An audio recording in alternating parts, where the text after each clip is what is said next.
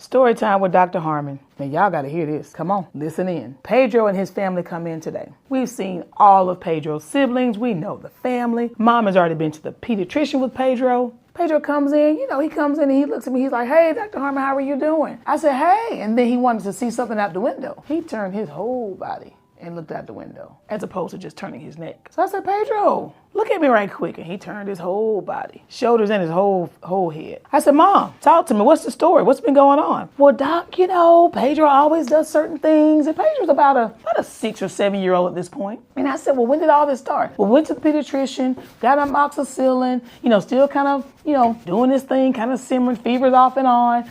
They changed it to clindamycin 2 days ago. And then, Doc, he just started turning his whole body, and now he has this neck mass, this swelling in his neck." And I said, "Well, let me just lean in and see what the what." So me and Pedro, we got a little vibe going together. So he's not scared of me. And no doubt his neck is hurting, but he's okay with me touching his neck. He's got about a 4 centimeter, what I'm assuming is an abscess, because it's a little bit red. It's tender.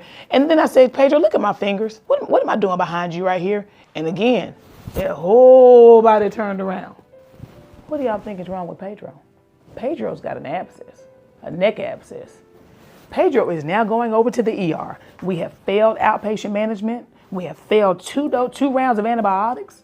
We are on the way to the ER. We need IV antibiotics. We need an ultrasound, may need a scan, and I'm pretty sure, based on what I'm feeling, we're gonna see Pedro in the operating room.